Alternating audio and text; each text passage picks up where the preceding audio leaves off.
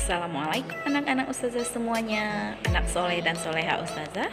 Semoga kita selalu dalam lindungan Allah Subhanahu wa taala. Amin, Allahumma amin. Semoga kita bahagia dan semangat selalu menghadapi pelajaran ini ya nak ya.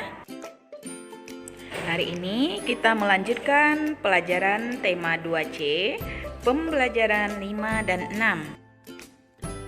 Anak ustazah semuanya, sebelum belajar yuk kita sama-sama membaca doa agar kita mudah dalam menerima pembelajaran. Bismillahirrahmanirrahim. Rabbi zidni ilma warzuqni fahma. Artinya, ya Allah, tambahkanlah kepadaku ilmu dan berilah aku karunia untuk dapat memahaminya.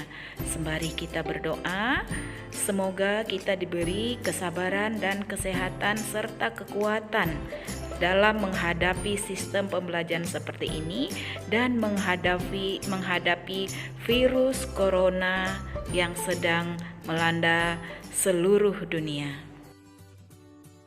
Tetap semangat belajar dan beribadahnya ya anak soleh dan soleha ustazah. Baiklah anak ustazah, kita mulai dengan pelajaran mendengarkan percakapan di halaman 105. Di sini ada percakapan antara Bu Guru, Rina, dan Adi serta siswa lainnya.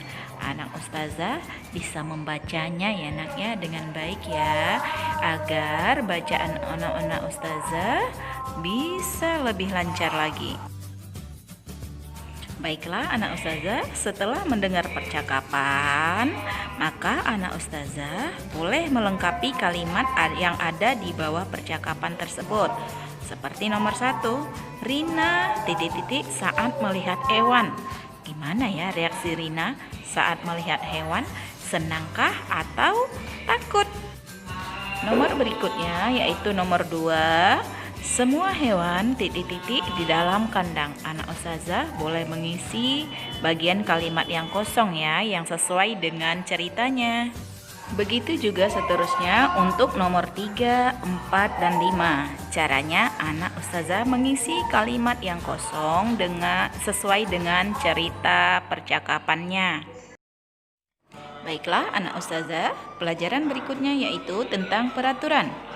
Ada peraturan yang sama ketika di tempat umum dan di rumah. Misalnya menjaga kebersihan. Menjaga kebersihan adalah suatu kewajiban bagi kita semua dimanapun kita berada. Anak ustazah, ada beberapa cara untuk menjaga kebersihan lingkungan. Yang pertama, membuang sampah pada tempat yang sudah disediakan. Selama ini kita sudah melakukannya, bukan? Dan yang kedua, melakukan pemilahan sampah sesuai jenisnya. Ada 2 jenis sampah, sampah organik dan anorganik. Yang ketiga, melakukan pengolahan kembali pada beberapa jenis sampah. Dan yang terakhir adalah melakukan penutupan di sisi atas saluran air. Semua kita bertanggung jawab dalam kebersihan lingkungan maupun rumah. Karena jika kebersihan tidak dijaga, pasti akan ada akibatnya. Ada beberapa akibat jika kebersihan tidak kita jaga dengan baik. Yang pertama yaitu menimbulkan pemandangan yang tidak sedap dipandang. Berikutnya menimbulkan bau tidak sedap. Dan berikutnya menimbulkan citra buruk karena dianggap sebagai penghuni rumah yang tidak suka menjaga kebersihan. Yang keempat, rumah menjadi sarang nyamuk. Dan yang kelima, menimbulkan berbagai penyakit seperti penyakit kulit dan DBD. Karena kita semua tidak mau mengalami hal-hal yang tidak enak ini, karenanya kita semua harus saling menjaga kebersihan di rumah, di lingkungan, di sekolah, maupun di masyarakat. Baiklah anak ustazah, kita pindah ke pelajaran berikutnya, yaitu bermain tongkat estafet.